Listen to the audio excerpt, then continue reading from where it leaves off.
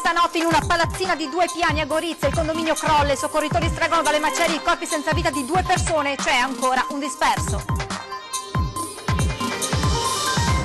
Autonomia del Veneto, l'annuncio del vice premier Salvini, c'è l'intesa, il via libera al prossimo Consiglio dei Ministri, intanto questa mattina incontro tra il ministro Stefani e il premier Conte. Mose e grandi navi, questi i temi sul tavolo del vertice di questa mattina a Roma tra il ministro Toninelli e il governatore Zaia, il presidente del Veneto porterò le ragioni della nostra terra. Tragedia questa mattina lungo la A4 all'altezza dello svincolo per la Val d'Astico, maxi tamponamento tra 4 tir nella carambola, muore un autotrasportatore. Dramma nel Padovano, un uomo prima aggredisce la mamma facendole sbattere la testa contro il muro, poi tenta di incendiare la casa cospargendola di benzina, è stato denunciato.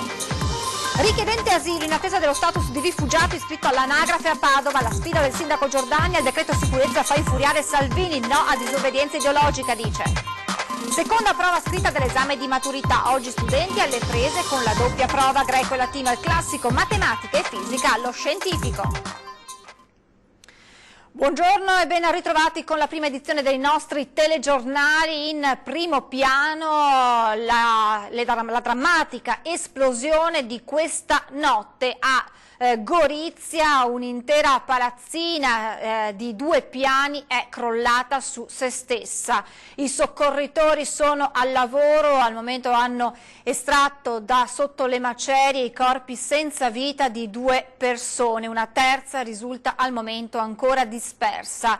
Dovremmo riuscire a collegarci a minuti con la nostra troupe che sta seguendo da questa mattina all'alba tutte le operazioni di soccorso e l'evolversi di questa tragedia. Ancora da chiarire che cosa abbia provocato l'esplosione e poi il crollo. Inizialmente si era parlato di una fuga di gas, ma resta ancora un'ipotesi al momento.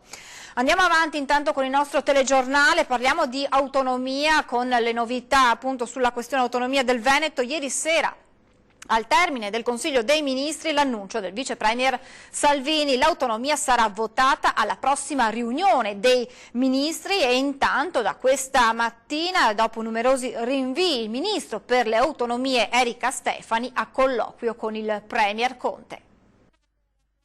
Oscilla costantemente tra una visione centralista e una autonomista il governo italiano e lo dimostrano 2 azioni con le inevitabili ripercussioni all'interno della maggioranza giallo-verde. La prima, lo spostamento delle competenze economiche per lo sviluppo dal Ministero per il Sud alle regioni e il secondo, la discussione infinita sulle autonomie. E se per il primo caso la discussione sembra tutta interna ai 5 Stelle, con la commissione parlamentare che dà il via libera al passaggio e il ministro pentastellato che poi punta i piedi, per l'autonomia regionale il fronte sembra ben più ampio. Da questa mattina la titolare del dicastero relativo, Erika Stefani, è a colloquio con il primo ministro Conte, ma il nuovo segnale positivo è arrivato nella nottata con il vice ministro Salvini che ha confermato: voteremo le autonomie al prossimo Consiglio dei Ministri. Perché questi 2 casi sono intimamente legati?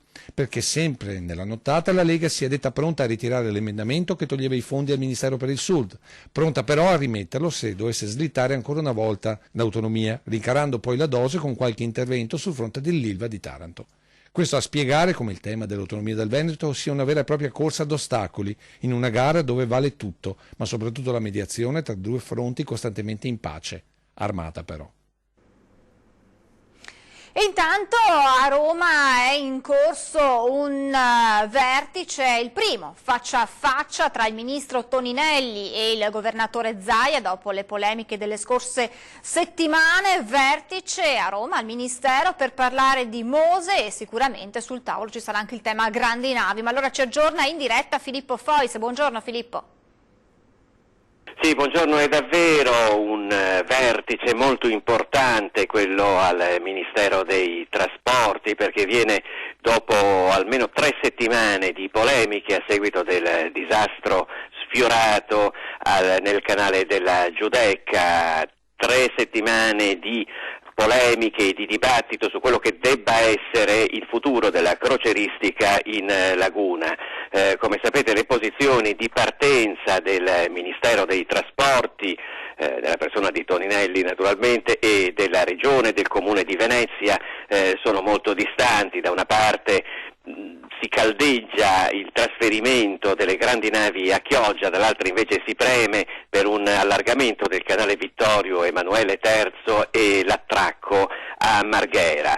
Polemiche che comunque bisognerà lasciarsi alle spalle, l'ha detto anche il Presidente Zaia ai nostri microfoni, partendo per Roma per lavorare assieme al futuro di una città dedicata che deve conciliare lo sviluppo del turismo con la salvaguardia di quello che è il suo ecosistema, l'ecosistema della laguna. Non si parla solamente di grandi navi, anzi l'incontro è stato convocato per il Mose, un altro argomento su cui il dibattito e le polemiche oramai si susseguono da anni. In questo caso il capogruppo del Partito Democratico alla Commissione Ambiente e Territorio del Senato, il veneziano Andrea Ferrazzi, ha già fatto sapere di aver parlato con il Ministro, il quale aveva anticipato che entro metà luglio nominerà il commissario per il Mose come previsto dal decreto sblocca cantieri. C'è poi anche una questione di salvaguardia di circa 250 posti di lavoro, sono i lavoratori del Consorzio Venezia Nuova, Tetis, Comar, e anche di decidere chi dovrà occuparsi dell'opera che è al 90% della sua realizzazione una volta che entrerà in funzione. Con questo per ora è tutto, vi restituisco la linea. In attesa di collegarci con Gorizia per gli aggiornamenti sulla terribile esplosione che ha causato il crollo di una palazzina e la morte al momento di 2 persone, una terza, lo ricordiamo, è dispersa. Andiamo con la cronaca dal Veneto, dal Padovano, con un'altra lite familiare. Una donna è stata aggredita dal figlio che poi ha tentato di dare fuoco alla casa.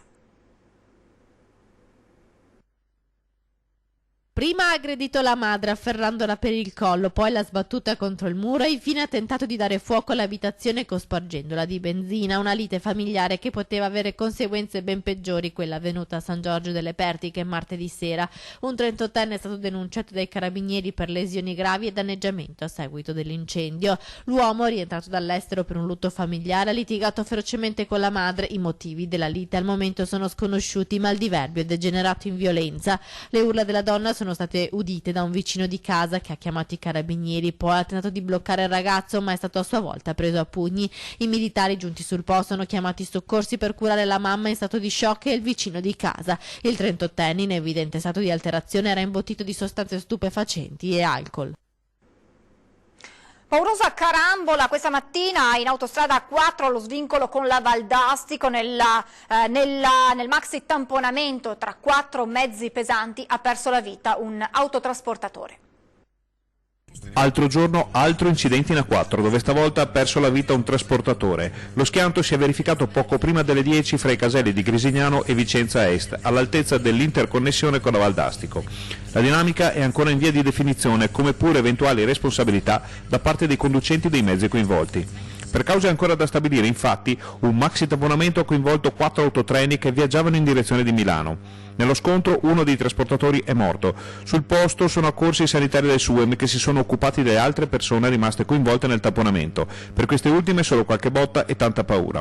Sulla 4 si sono subito create lunghe colonne di auto e camion, smaltite immediatamente dopo la rimozione dei mezzi incidentati e la conclusione delle operazioni di soccorso ai feriti. La difficile situazione della viabilità, complicata sulla corsia opposta dall'effetto elastico, è stata gestita dalla Polstrada di Padova. E siamo in grado adesso di collegarci con Gianluca Paladini ed Enzo Iannacone, la troupe che da questa mattina all'alba sta seguendo l'evolversi della situazione a Gorizia dopo lo scoppio, dopo l'esplosione di una palazzina crollata su se stessa. Buongiorno Gianluca.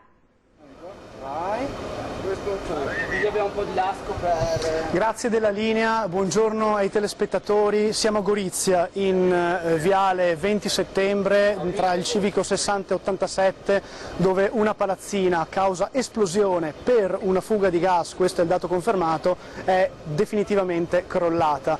2 vittime, le persone, una slovena e un cittadino italiano, e si sta ancora cercando invece Fabrizio Facchettin, il disabile terzo occupante della villetta, della palazzina. Ricordiamo una palazzina di 3 piani che nella notte tra le 3:55 più o meno e le 4:20, causa fuga di gas, ha subito una devastante esplosione che ha portato alla morte, forse istantanea, di 2 coniugi che abitavano all'interno. I corpi sono stati portati via e sono stati trovati sotto le macerie, sotto lamiere, mattoni, la maggior parte del materiale che componeva la palazzina, sotto le macerie, ancora abbracciati a letto, quindi sono stati letteralmente sorpresi nel sonno, nulla da fare, mentre sono ancora in corso gli scavi con l'autogru da parte dei pompieri, dei vigili del fuoco, ricordiamo dei distaccamenti di Trieste, di Udine e di Gorizia, un lavoro totale in sinergia per riuscire a divergere tutti i detriti dalla zona. Dopo l'esplosione avvenuta appunto circa intorno alle 4 di stamattina, prestissimo, un sacco di materiale, tantissimi detriti sono stati letteralmente sparati fuori, danneggiando automobili, edifici circostanti, riversandosi sull'asfalto e riversandosi anche sulle macchine di chi appunto aveva parcheggiato la sera prima. La macchina della persona che si sta cercando è ancora parcheggiata qui in zona, quindi si presume che sia all'interno. Certo è che i 2 corpi sono stati estratti alle 9 di questa mattina e non capiamo ancora il perché ci voglia così tanto tempo per estrarre anche il terzo corpo. Una palazzina, ricordiamolo ai telespettatori, costituita su 3 piani, molto piccola, molto vecchia, ma molto solida anche perché fatta totalmente in mattoni, quindi forse dei problemi di assestamento hanno determinato questo crollo. Vi ringrazio per la linea, per ora è tutto e ripasso allo studio. Grazie a Gianluca Paladin e a Enzo Iannacone per la cronaca di quanto sta accadendo a Gorizia. Vi terremo aggiornati anche nelle prossime edizioni dei nostri telegiornali. Continuiamo con la cronaca. Un 25enne veronese è stato denunciato per guida in stato di ebbrezza dalla Polstrada di Verona per ben 2 volte a distanza di 3 ore. Il giovane era stato fermato verso l'1:30 di notte e trovato positivo con un tasso alcolemico di oltre 1,30. Una volta sanzionato e dopo che gli era stata ritirata la patente, era stato raggiunto da un familiare che lo avrebbe dovuto riportare a casa. Il giovane però è tornato 3 ore dopo, dove aveva parcheggiato l'auto, e ha atteso che il servizio di controllo della polizia terminasse. Così intorno alle 4:30 è salito sul mezzo senza notare una seconda auto della polizia stradale che era dietro a distanza di poche decine di metri. Gli stessi agenti lo hanno fermato e hanno trovato il giovane che ha candidamente dichiarato di non avere la patente perché già ritirata dai colleghi. Per lui altra prova dell'etilometro e un'altra denuncia. Caos sul bus a Padova, 22enne insulta i controllori, poi aggredisce i vigili urbani e i carabinieri. Tensione su un bus della tratta che dalla stazione di Padova arriva a Selvazzano. Un 22enne straniero, sorpreso dai controllori senza biglietto, è andato in escandescenza cominciando a tirare pugni contro un muro e insultando gli agenti della polizia locale e i carabinieri intervenuti sul posto. L'episodio è avvenuto mercoledì pomeriggio. Lo straniero, che abita a Rovolon, oltre a non avere il ticket di viaggio, si è rifiutato di dare il proprio documento. Sul posto è intervenuta un'ambulanza che lo ha medicato e una pattuglia dei carabinieri. Anche in questo caso il 22enne ha insultato e minacciato i militari. Alla fine è stato denunciato. Restiamo a Padova, ma lasciamo la cronaca, parliamo di politica con il sindaco Giordani che ha concesso l'iscrizione all'anagrafe ad un richiedente asilo che lavora a Venezia e che è ancora in attesa dello status di rifugiato, e scoppia la polemica politica. Ha fatto il ricorso, scadeva il giorno 17, ho preso la decisione di far sì che il comune non abbia danni, no io, il comune, l'amministrazione comunale. Questa è una decisione che ho preso, tranquilla e serena. Il sindaco di Padova, Sergio Giordani, è iscritto all'anagrafe un richiedente asilo che ha fatto ricorso per avere lo status di rifugiato, ricorso che scadeva il 17 giugno. Si tratta di un 29enne fuggito dalla Costa d'Avorio che vive a Padova e che lavora in un hotel di Venezia. Con questa decisione Giordani avrebbe però di fatto violato quanto previsto dal decreto sicurezza di Salvini. Io vado alla sicurezza. Sapere sicurezza vuol dire anche sapere dove sono, cosa fanno. E la salute pubblica, altra cosa ancora. Per cui sapere dove sono, cosa fanno e come stanno.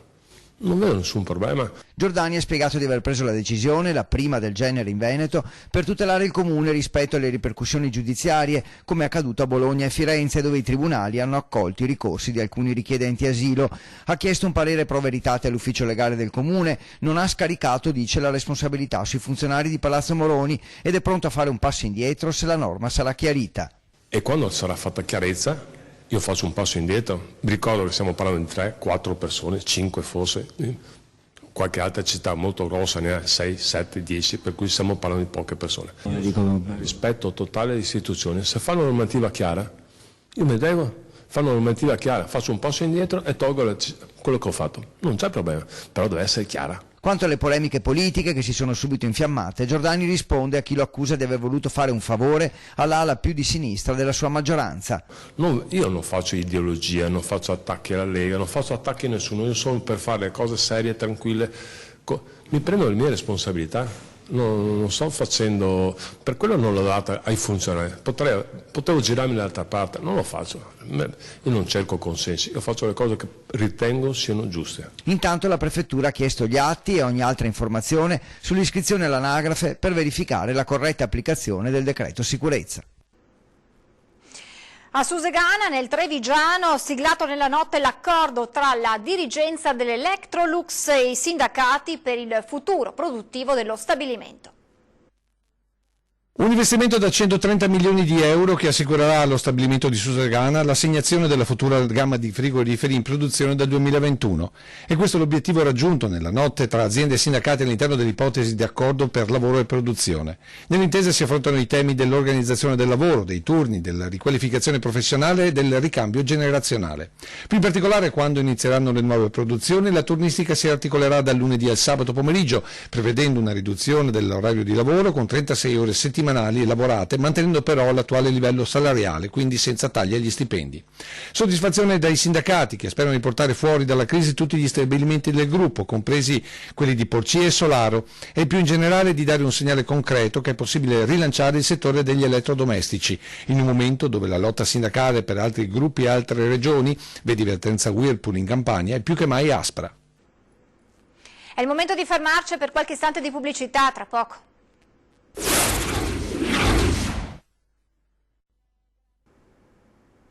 Di nuovo in diretta per parlare di redditi dei trevigiani con i dati analizzati dal centro studi dello SPI-CGIL di Treviso.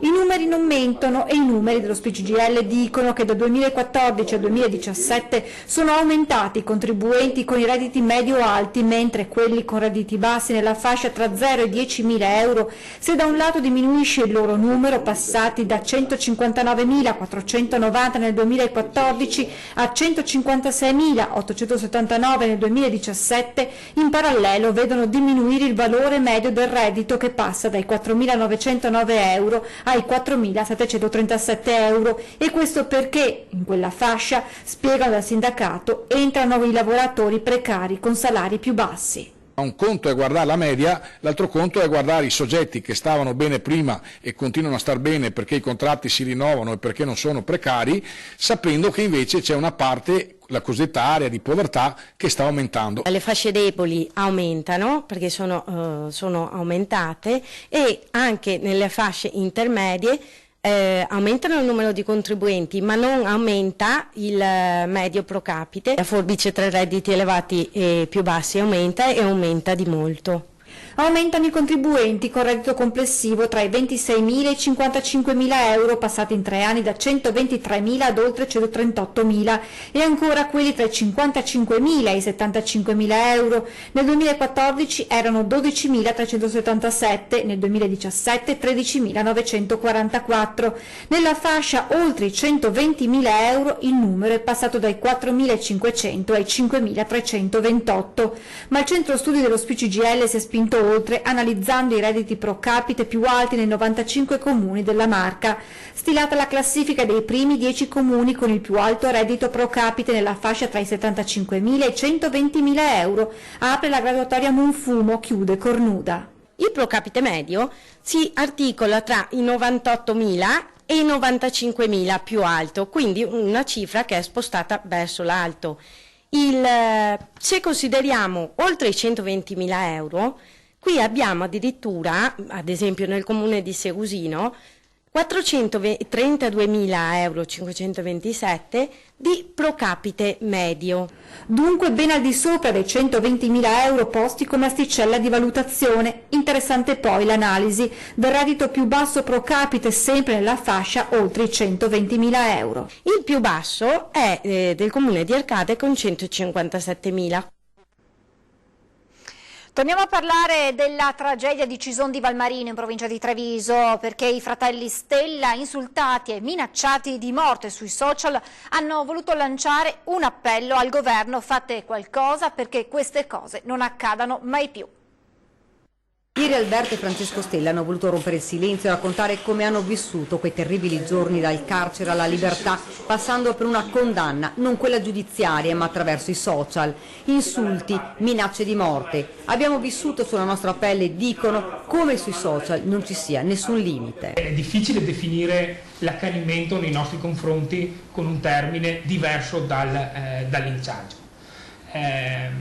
Noi abbiamo ricevuto, qui ne ho stampati, questi sono alcuni, sono più di 5.000 tra insulti, minacce di morte, ingiurie, calunnie rivolte a noi, alla nostra famiglia, ai nostri amici, a qualsiasi persona provasse anche solo a dire: ma perché state accusando se non sapete i fatti? Partirà quindi proprio da loro una campagna perché la politica possa prendere provvedimenti ed arginare un fenomeno che, hanno ribadito, è assolutamente fuori controllo. Penso che la politica possa avere un compito veramente importante se prendono realmente a cuore il l'hate speech o il cyberbullismo, no? Si può anche definire in questo modo. Non è servito l'esito autoptico che stabiliva che la morte di Alessandro Sartor era stata causata da infarto a far calmare gli animi. I messaggi sono continuati. Brucia tantissimo perché sono state fatte delle offese,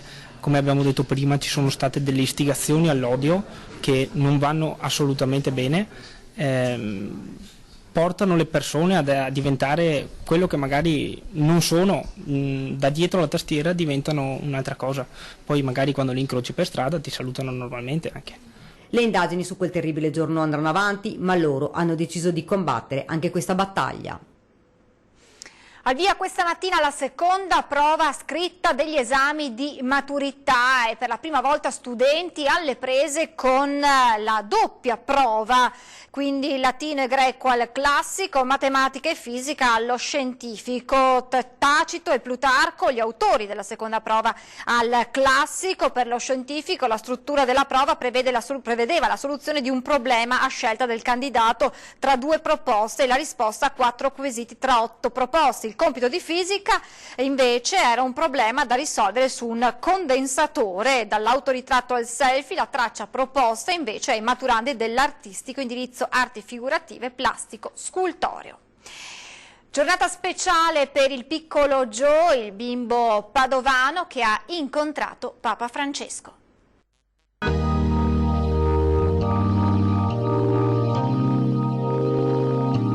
Tanta emozione per la famiglia del piccolo Joe ricevuto in udienza da Papa Francesco a Roma. Mamma Erika ci ha inviato le immagini girate proprio mentre il Santo Padre si avvicina a lei e al suo piccolo. Immagini amatoriali che però raccontano un momento indescrivibile e possiamo ben immaginarlo già quando nelle scorse ore aveva postato su Facebook la foto dei 4 biglietti d'accesso all'udienza generale.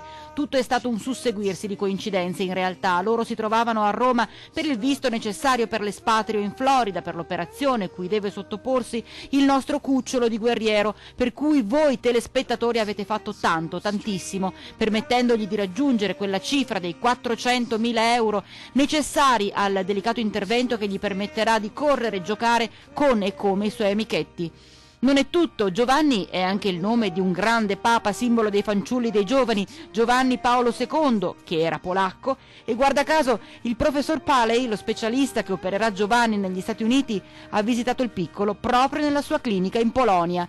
Il cerchio si chiude con questa benedizione speciale dell'attuale Papa Francesco e questo non può essere che un segnale di speranza, fiducia e positività per questa famiglia di Piazzola che ha lottato e continua a lottare per il bene del loro splendido bambino che ha catturato il cuore di tutti noi. Siamo allo sport, basket, la Reyer Venezia è ad un passo dal secondo scudetto dell'era Brugnaro De Raffaele. Questa sera infatti in trasferta la possibilità di vincere il tricolore dopo aver battuto Sassari l'altra sera al Tagliercio 78-65. Gli Orogranata hanno agguantato il vantaggio della serie per 3-2 e appunto stasera potrebbero vincere il loro secondo tricolore. Allora è davvero tutto per questa edizione, vi lascio alle previsioni del tempo, poi ad una nuova puntata di ore 13, mentre i telegiornali di Antena 3 tornano questa sera a partire dalle 18:30. Grazie per l'attenzione, buona giornata.